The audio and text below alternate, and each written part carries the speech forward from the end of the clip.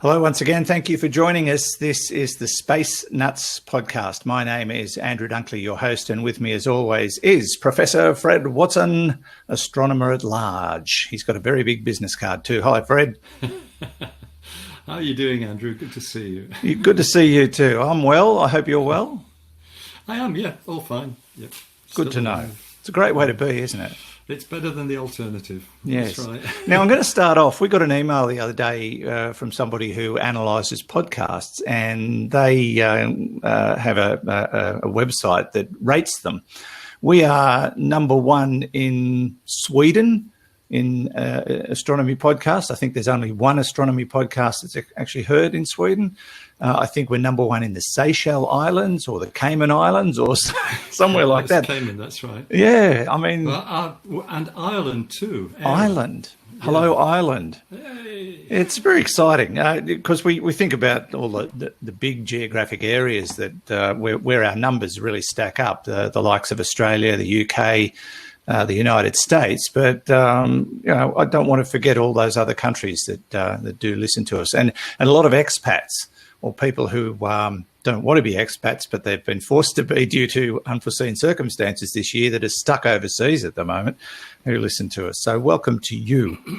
Now, Fred, we've got a bit to talk about. We were going to dedicate this whole episode to questions, but something's happened this week, and we've had a few people actually write into us to say, can you please talk about the Arecibo Observatory? Because the news this week is that it will be decommissioned and demolished after an accident occurred there recently, and it actually happened more than once, the issue that caused problems, and they decided too much trouble to fix, too expensive, and so it at this stage is looking like it's going down the gurgler, but there may be hope. We'll also answer questions about how the Milky Way looks from the Large Magellanic Cloud, heavy elements in the stars, the North Magnetic Pole, and power generation in space. Someone's come up with a really interesting idea on how we might be able to do that. So can't wait to tackle those. But let's firstly look at the situation with the Arecibo Observatory in Puerto Rico. Some very unfortunate circumstances have led to a pretty hard decision about its future, Fred. Yes, indeed. So, I mean, you and I have spoken about, about results from the Arecibo telescope many, many times. What is it? It is a dish in the natural landscape of Puerto Rico, which is basically it's a kind of sinkhole, a natural sinkhole, with this spherical dish built into it, made of metal sheets. 305 meters in diameter. So it's essentially a spherical radio telescope mirror that just looks upwards. Yeah. But you can steer it around effectively with a structure above it, which is what's called the receiver cabin. It's where all the receivers for the radio waves that it's focusing, that cabin can move around. And if I remember rightly, it can look 20 degrees on either side of the zenith, the directly vertical region. By moving this cabin around, you're pointing the telescope. And it's an extraordinary structure, not young. It was opened back in 1963. So it's an elderly facility. And, well, we might talk a little bit about what it's done over the years, but what's happened is there has been really a series of events, starting with a Hurricane Maria, back in 2017, that have sort of successively damaged the structure. There were earthquakes in 2019 and earlier this year. Yeah. But then what's really set the cat among the pigeons is breaks in some of the cables that hold up the structure. It's a web of cables that hold both the dish and the supporting structure, the receiver cabin above it, which by the way weighs 900 tons. Whoa. I was staggered at that. Yes, there's 900 tons sitting above the mirror. The cable broke back in August, and that caused engineers to look really seriously. So what happened was that cable broke, and some of the debris actually penetrated the metal sheeting of the dish. So basically you've got a hole in the mirror. And whilst the considerations were being given about how to deal with this, this month, actually, earlier this month, a second cable broke.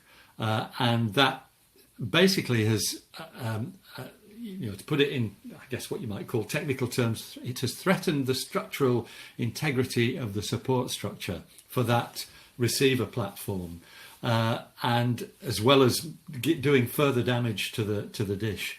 And so the decision that's been made is one that is all about safety, because the engineers have concluded that there is no way of making this telescope viable again in terms of its structural integrity without risking human life. In other words, it's an OH&S decision that you can't repair it safely, and that's the always in any kind of engineering situation, the top consideration. What's the risk to human life? If it's too big, you can't do it, and that's basically the conclusion that it's come to. So in fact, it is being closed, and I think the plan now is to try and demolish it safely, so that it will be, I guess, returned. That landscape will be returned to something like its natural situation. Who actually owns the facility? So it's funded by the National Science Foundation in America, and actually owned by the National Science Foundation as well. I think there are probably other smaller funding streams. Some of the programs, like its Near Earth Object Detection program, that was for many years that was operated by Cornell University. That stopped in 2011, in fact. And there is actually a consortium that is engaged to operate the facility, and that's led by the University of Central Florida. It's a little bit, Andrew, like the way the Anglo-Australian Telescope here in Australia, which was operated by the government department, which I still work for, Department of Industry, Science, Energy and Resources. That department operated the telescope until 2018, but it's now devolved to the university sector. So it's led by the Australian National University, with 12 other universities, I think, who are contributing to the funding. And I think it was a little bit like that with the Arecibo dish, led by the University of Central Florida. Really an extraordinary facility, though, for a facility that is getting on for 60 years old, that it has done the most marvellous science, as well as being a film star. Yes. Well, it was in there. It was in Contact. I believe it was. With Jodie Foster, yeah. So, an icon of science, which we never thought we'd ever see the end of, but nature has taken over. And just to, finish up with some of the achievements that it's made, it's extraordinary history in terms of the discoveries that it's made. There's a very nice, point everybody as always to Wikipedia. There's a very nice summary on Wikipedia about the discoveries that the telescope's made. And in fact, within a year after it started operating, it discovered that Mercury revolves on its axis in 59 days, whereas until then we thought it was 88 days. Wow. So, that's a startling discovery to have made at the start of the career of an instrument. And then it goes on with pulsars, and the discovery actually of the first binary pulsar. That was a Nobel Prize winning discovery back in 1974. And the list goes on. I think basically we've made it most famous, though, and by we I mean, I guess, the scientific community, for its observations of asteroids, which are made by radar. So you beam, you ping a radio pulse out to an asteroid and look at what comes back. And because the telescope's so big, you can actually analyze the structure of the asteroid. So we've seen images of near-Earth asteroids, which until then were just points of light in an optical telescope. Yeah. So that work has been extraordinary, and the list goes on. Detection of molecules, the whole rigmarole of what we expect from radio astronomers. But you probably you will remember, I'm sure. Well, you were just a lad then, but in 1974, I remember this. The Arecibo message was sent. This was a coded message, an attempt to communicate with any extraterrestrial intelligence, beamed towards a globular cluster called Messier 13, which is a cluster of stars. It's about 25,000 light years as the crow flies, and it was a pattern of bits which could only be they could only be turned into an image one way. This is a crude bitmap image that's got stick figures, a picture of the telescope, and really very, very crude compared with, for example, the things that are on the Voyager probes. But that message is still on its way to Messier 13. So, these are the kinds of things that have made this telescope very, very famous. Yes, of course, you know what will happen. Somebody will be listening to their radio on one of the planets at Messier 13 and they'll just switch it off at the 5 seconds before the message arrives. Yes, that's what will happen. Is there any chance of saving it? Because I read this morning that there is a petition being sent to the White House to try and urge them to do something to save this telescope, or is it beyond redemption? Look, that's a question that I can't really answer. The decision has already been made to decommission it because of safety considerations, but it is could they? Parts, I'm sure it has. Closing it. The blowback I've read has been astounding. People love this facility. Is it possible, or would it be just too expensive to decommission it, demolish it, and then build a new one on its place? Yeah. Well, I think what would mitigate against that is, and you and I have spoken as well about this too, that there is now a bigger telescope of a similar kind in China, which was opened back in, it's 4 years ago, a bit more than 4 years ago, July 2016. It's called FAST, and FAST tells you all you need to know. It's the 500-meter aperture spherical telescope. So it's a very similar machine to the Arecibo dish, but 200 meters bigger. And that means, with telescope size is everything. So you've already got a situation where there is an effective replacement. Yes, it's not on American soil, or one of the protectorates of America, as Puerto Rico is. Nevertheless, the scientific community is a very open one, and so Western astronomers are at liberty to use the FAST telescope in China, and indeed many of them are. The one thing that FAST doesn't have, Andrew, that Arecibo did, is the ability to send radar signals out. They can't do a transmission like you could with Arecibo. So it's very much a telescope that listens rather than pings with radar. But you never know, that might be something that can be added on. It's possible that might be a modification that can be made. Yeah. Well, it is very sad news, and it will be a terrible loss, but I would think that those that are trying to save it are doing it for nostalgic reasons, probably more so than anything. But that's a good reason to try and save something in real terms. It'll be a sad loss. But time is never kind to anything, is it? Especially humans. Indeed. I mean, there are other arguments just than nostalgia, because the telescope has always been a draw card for tourism in Puerto Rico. Yes. So you've got, there's an economic aspect of it as well, and puts funding into the University of Central Florida and things of that sort. So, as we've already mentioned, movies hiring it for scenes, and it's a real pity. But yes, there it is. At this stage, potential demise of the Arecibo Observatory has been has been decided upon. You're listening to the Space Nuts podcast with Andrew Dunkley and Professor Fred Watson.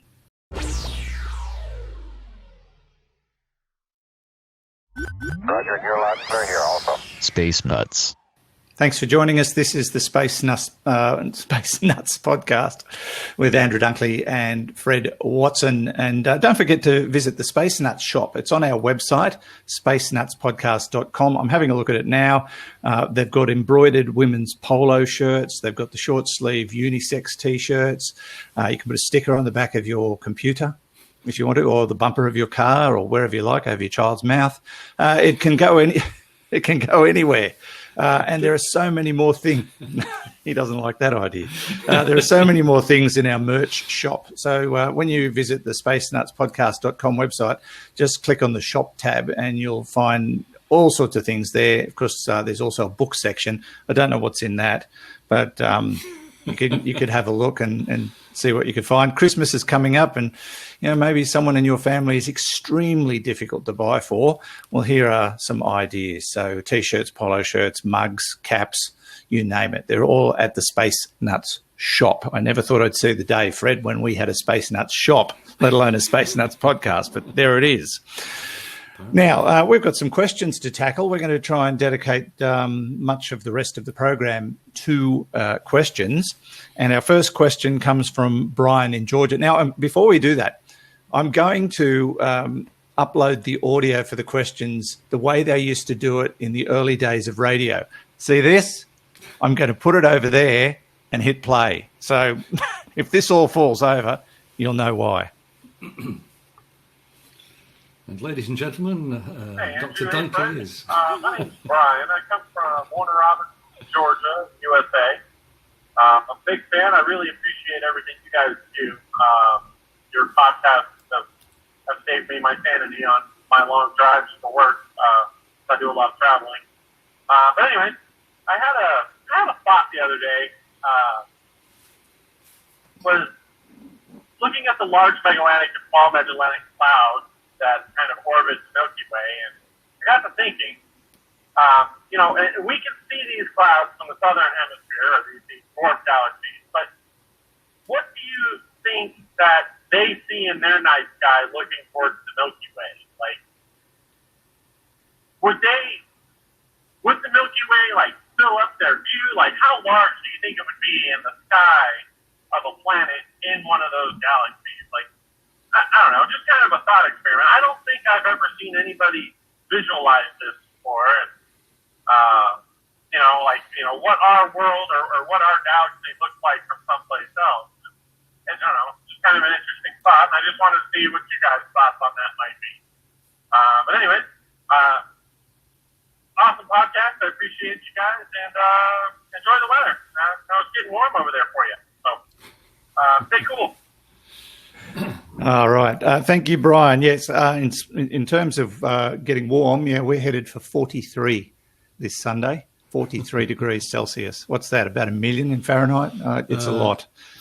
40 is 100. I think 40 is 106. Is that right? Yeah, well, we're going to go well past that. Yeah. Well past that. Yeah, the view of the Milky Way from the Magellanic Cloud District.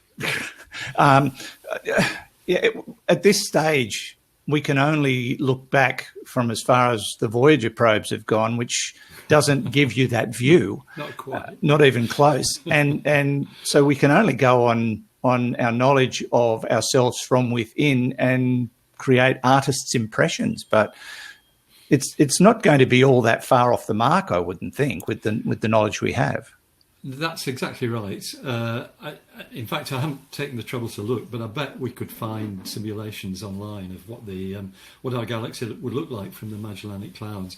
Let's revisit what the Magellanic Clouds are. They're two neighbouring dwarf galaxies. They're large dwarf galaxies, but they're our closest neighbours of any size in the local universe, the local group, which is what we call our part of the universe. The big one, the Large Magellanic Cloud, is 165,000 light years away, thereabouts. The small one is both slightly smaller and slightly further away, about 200,000 light years away. So they look, the smaller one looks smaller, partly because it is, but also because it's a bit further away. Yeah. And they are relatively rich dwarf galaxies. In fact, the large cloud, when you look at it with really deep imagery from Earth, you can see there's a kind of there's a bar to it and just hints of possible spiral structure.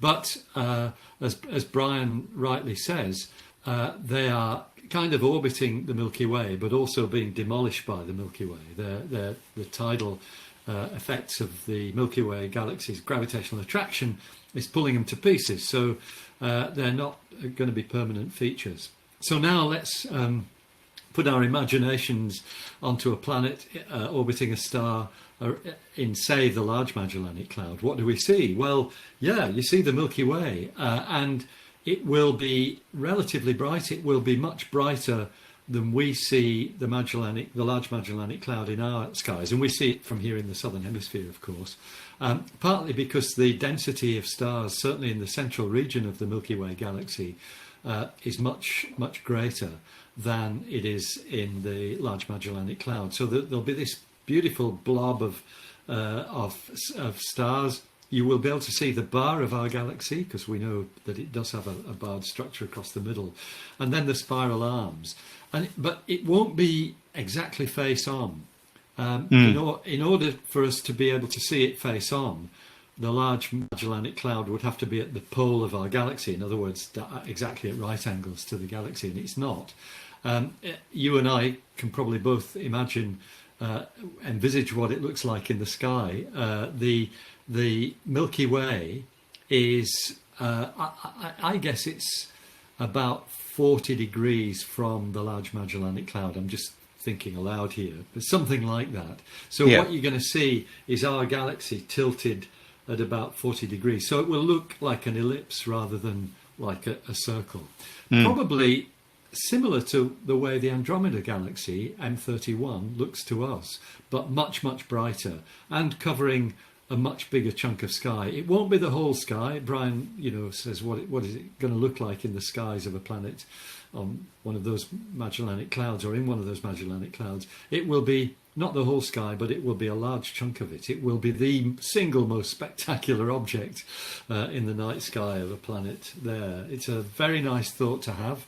And if I get time, I'll try and hunt out some simulations and see if we can mention them next time. Yeah. We've talked about our view out into space, and I think it was me or someone asked the question as to whether or not it would be different if we were to jump over to Mars, and the answer was not much. Not much, that's right. It would be negligible.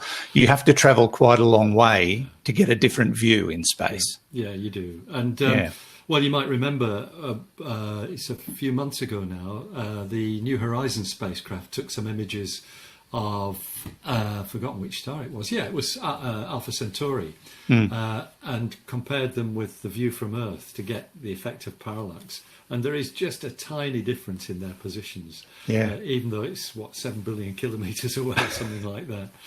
Yeah. It's quite incredible to think about, isn't it, with that sort of perspective? I mean, here in town, you can drive from one end of the street to the other and the view is completely different, but in space, doesn't work that way. Doesn't work that way. Right. Brian, thank you for your question. Now let's move on to our next question. This is from, we're going to say Glyn, because we've got a system that not only records your audio when you send in your questions, it actually transcribes it, but sometimes it calls people weird names. So it could be Glyn from Albion in Victoria. Good morning, Andrew and Fred. Love the show. Keep up the good work. This is Glyn from Albion in Victoria. I have a question on stars. I know that they're made from gas clouds and it's mainly helium and hydrogen, but what happens to heavier elements when the star is made?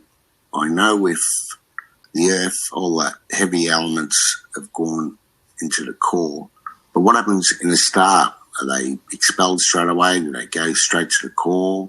Do they ignite? Just a question. Thanks. Bye.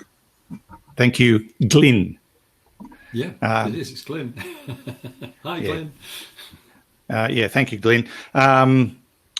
Heavy elements in the stars. It's a question that's way beyond my brain. Yeah, it's a bit beyond mine too. But you have to think about what's going on in a star. And principally what's going on is hydrogen is being converted into helium, but there are, by nuclear processes, there's a whole suite of different nuclear processes that generate the elements, starting with helium. Eventually, in normal stars, you get to the heaviest of the elements, which is iron, which is produced in relatively small quantities compared with the main, burning that's going on, the main nuclear processes. Now, all this is happening anyway in the core of the star, because that's where the temperature is high enough for the nuclear fusion to take place. And the internal structure of a star is quite complicated. So you've got the core where these things are being produced, the elements are being produced, and then there are various convective zones of mostly hydrogen again above that, and ending up with a photosphere, which is the surface that we can see with a star. So the bottom line is that those elements are already in the core of the star as they're being made, and it's the really heavy elements, the gold and platinum and things of that sort, they are only produced in very highly energetic situations. For example, a supernova or a neutron star collision. That's what generates those much heavier elements, and they find their way into interstellar space and eventually find their way into planets. And yes, exactly as Glyn says, they go into the core, which is why our planet has a core of nickel and iron. It's all the heavy stuff's gone to the middle. But in a star, whilst the nuclear processes are taking place, they're in the core anyway, just because that's where it's happening. With a star like our own, which will essentially start shedding its outer atmosphere as it ages, because it runs out of hydrogen, so you get to a phase called helium burning, and so it starts a whole different set of nuclear processes. I think it's a really good question, because what the end product of a star of the size of our own is a white dwarf, which is where the elements are held apart only by the pressure of electrons. It's called electron degeneracy. And I assume most of the heavy elements that have been created are still in the core, but some of them at least must go into the outer envelope that is spreading out to form what we call a planetary nebula, a glowing disk of gas. There will be heavier elements in there. So it'll be a bit of a mixture, really. It's a really great question, and one that I guess the answer really is that you can't compare a star and a planet. With a planet, it's dead simple. They're differentiated, so all the heavy stuff goes to the middle, because gravity is the main force that's going on. But with a star, you've got gravity competing against the outward pressure of nuclear fusion, and so the radiation pressure. So the situation's a little bit different. And it would be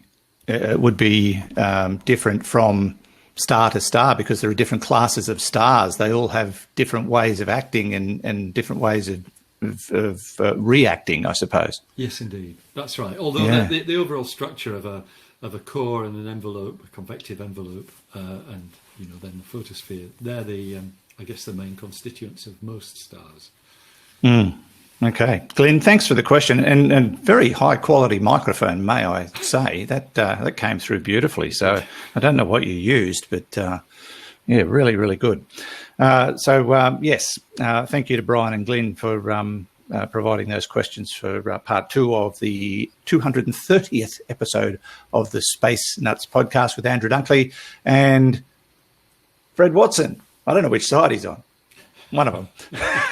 We'll be back in a moment.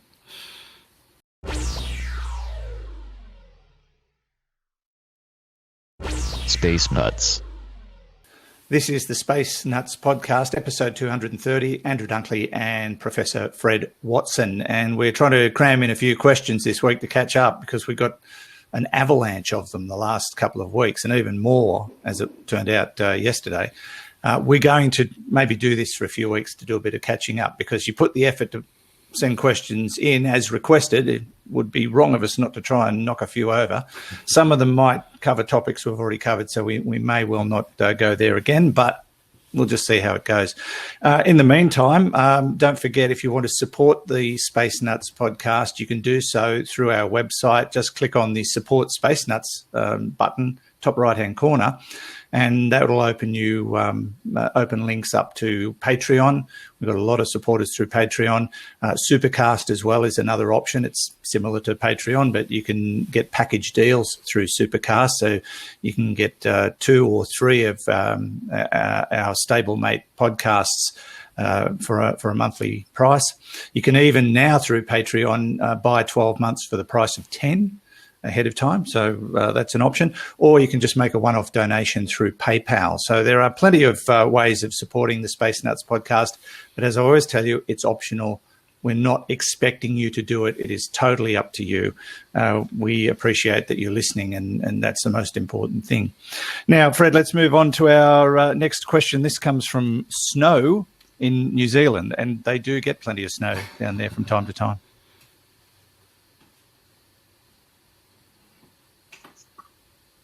Hi, Fred and Andrew. Been listening to your show now for a fair while. Absolutely love it. Look forward to it every week.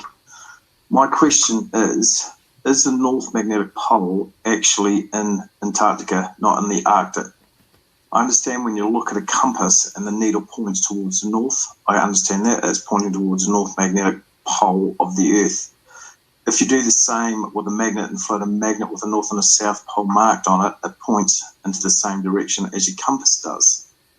But my reasoning is, if like charges repel and dislike charges attract, that would only leave the true North Magnetic Pole is coming out of the Antarctica and not the Arctic to make the compass direction thing work properly. Please answer this. I've been thinking about this for a couple of years. Love the show. Thanks, mate. This is Snow from New Zealand. Thank you, Snow. You see what sort of things people start to think about in lockdown? I would never even have contemplated a question like that. It's a very interesting one, as most of our questions tend to be. But is he on the money, or is he got it all flipped over? It's a great question. And thinking about it, so if you have a compass, the needle, if you think of a compass with a needle that's magnetized. Yeah, which I used to make as a kid. Yeah. Stick them in a cork. Yeah.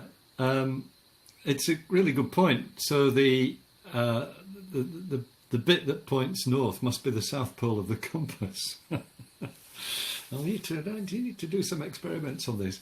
I mean, it's a matter of, it is a matter of nomenclature, and the magnetism of the Earth is a complex and wondrous thing. It's as you know, the magnetic pole's racing across the Arctic at the moment, the North Magnetic Pole. Yeah, it is. But it's true enough that a needle that's pointing north must be the South Pole of the compass needle, and so you've got the slight dichotomy there. I hope I'm not talking rubbish here. I've never thought about this. Just like, just like Snow. Well, it's been troubling Snow. Yeah, He's I know. Been thinking about this for a while. Well. In a sense, our whole business about magnetism is the fact that it is a bipolar phenomenon. In other words, there are two opposite effects. There's a what we call the north and south poles, and the like poles repel and unlike poles attract. So that's the bottom line. And the same is true with electricity. You can have positive and negative electrical charge. So you've got the same sort of phenomenon. That's all part of the electromagnetic force, which is something that's actually carried by photons. But Where this gets really interesting, and rather than just being a question of nomenclature, which is really what we're talking about with these north and south poles, it gets really interesting in the situation of gravity, because so far as we know, gravity is a monopolar thing. You only have one way. Things attract each other by gravity.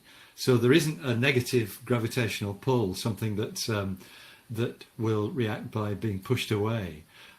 Gravity is the least well understood of all those fundamental forces. We don't have a quantum theory of gravity, so we don't know what gravitons might look like. Eventually it will come. I think this is one of the most exciting branches of physics, to try and figure out how gravity works. But if you sort of think about what we might learn about gravity, supposing we did discover that there were negative gravitational poles, then suddenly you've got a brilliant way of shooting things through the universe.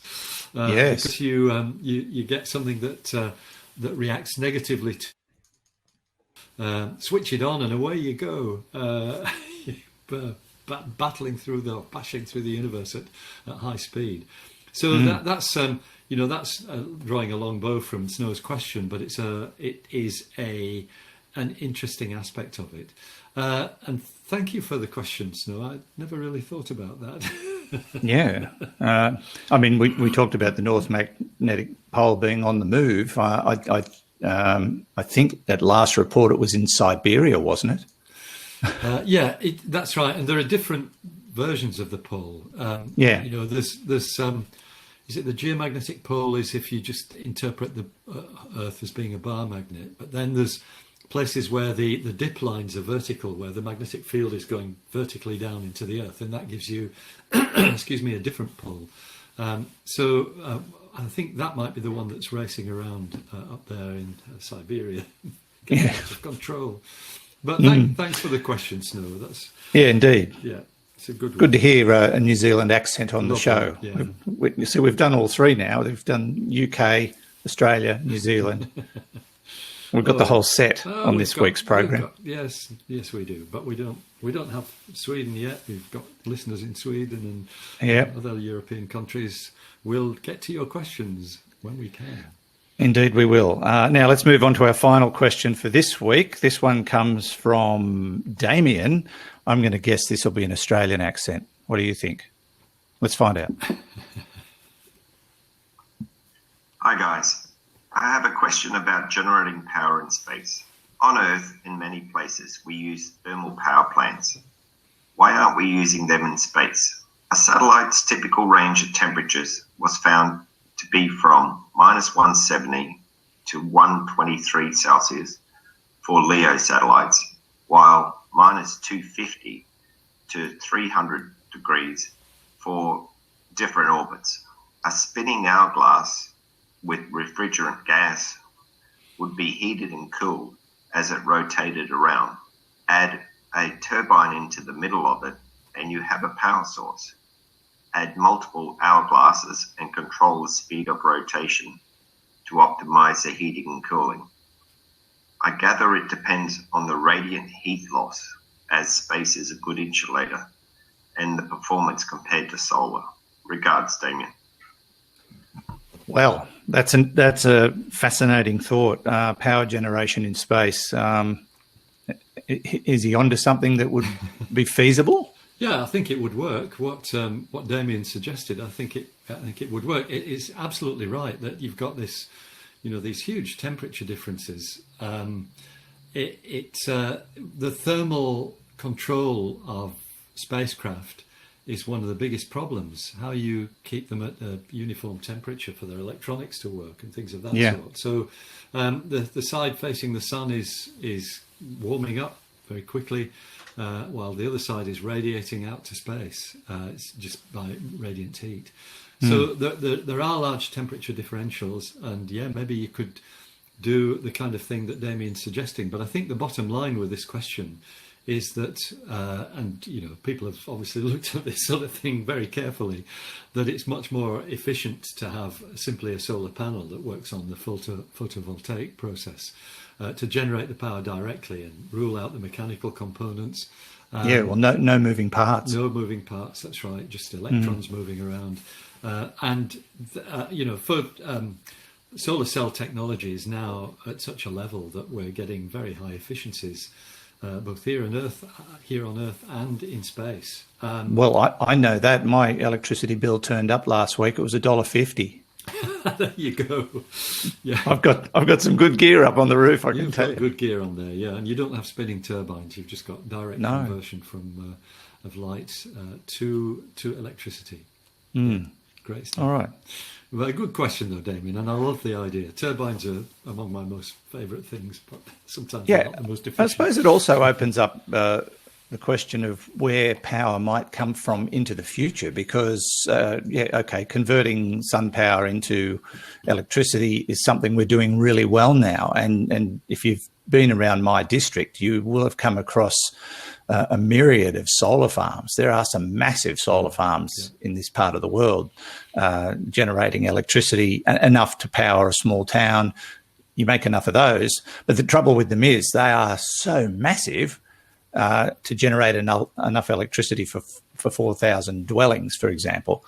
It sort of starts to become a bit of a problem when you need to generate electricity for 4 million homes, for example. So you'd need a multitude of solar farms. So we can't rely on that totally, but there's also wind power and river flow power, hydroelectric power, if you like. There's all sorts of other ways, but who knows what might be an option into the future? Fusion power. I know that's going to start a lot of debate, because a lot of people are very much against nuclear power, particularly in this country. But they're, to probably throw the first punch, they're basing that on 2 or 3 incidents in the history of nuclear power generation in the world. One of which was caused by a natural disaster. The other 2, one was caused by an accident, and the other was a small meltdown. But how many nuclear power stations are there in the world you never hear about, because nothing ever goes wrong? Just throwing it out there. Yeah, when you look at the, since we're talking about this, we've got off topic a bit, but when you look at the risk, to human well-being for different energy sources, the riskiest of all in terms of potential loss of life is actually hydroelectric. Because if you get a dam bursting, then you can lose tens of thousands of people. That's just figures from, and that has happened historically. Yes, it has. And not long ago, I think 1 or 2 years ago, the dam in the United States was splitting and released a lot of water. It can happen. Yeah. Anyway, and over the course of time, it probably will. But his thoughts steered me down that path. Yes, I can tell. Going up into space, though, really the best option, certainly for the inner solar system, is solar power. It's solar panels. And we see that even, I think Juno, the spacecraft that's in orbit around Jupiter, has the biggest solar panels ever launched into space, because it's so far away. But it's still using the sun's energy to generate the electricity for the spacecraft. Once you get beyond that, though, you really need an independent source, which has been, to date, it's been these RTGs, the radioisotope thermoelectric generators. And it's hard to get away from that. So thinking about what future explorers of the solar system might do when they get really to the depths of space, it's really got to be something like a nuclear power plant. Fusion power is much safer than fission power. It doesn't exist yet. We've been trying to make a fusion generator for 50 years. There's an establishment called ITER in southern France, which is where a huge experiment has been going on for nearly all that time at the European fusion reactor. They've been within 5 years of making it work for about the last 5 decades. And eventually it will work. Eventually it will. I think they should watch Back to the Future and chuck in a couple of cans of Coke and a couple of banana skins. She'll be right. I bet they haven't tried that. No. Anyway, fusion power is the future, but it might still be the long-term future. Yes, indeed. Well, it's going to be interesting, whatever they do, but they do have to solve the problem of using fossil fuels going forward, and and the intensity that is required to create electricity through those systems, and even hydrogen, which is in development. That requires a lot of effort as well. A lot of energy needs to be expended to create the liquid hydrogen to fuel cars. But they're certainly looking into it. Yeah. But electricity seems to be the way to go at the moment when it comes to vehicle or the future of vehicles. That brings us to the end. Thank you to Damien, Snow, Glyn and Brian for their questions this week. We'll get some more questions knocked over next week. Don't forget, of course, if you do want to send in a question, it'll be now part of a backlog, but you're welcome to do so through our website. Just go to spacenutspodcast.com, click on the AMA tab, and if you've got a device with a microphone attached or built in, that's all you need to do. You just press start recording and start talking. Tell us who you are, where you're from, ask us your question, and away we go. And they'll send them all to us, and we'll add them to the program. Well, as many as we can anyway. So thanks again. And thanks for listening. And thank you, Fred, as always. It's a great pleasure. Good to see you again. Yeah, you too, Andrew. Take care, look after yourself, and see you next week. All right. Professor Fred Watson, part of the team here at the Space Nuts podcast. We also thank Hugh in the production studio for doing all the button pushing and blowing all the bells and ringing all the whistles. Or is it the other way around? Anyway. And from me, Andrew Dunkley, thank you again for listening. We'll see you on the next edition. Bye-bye. Space Nuts. You've been listening to the Space Nuts podcast. Available at Apple Podcasts, Google Podcasts, Spotify, iHeartRadio, or your favorite podcast player. You can also stream on demand at Bytes.com. This has been another quality podcast production from Bytes.com.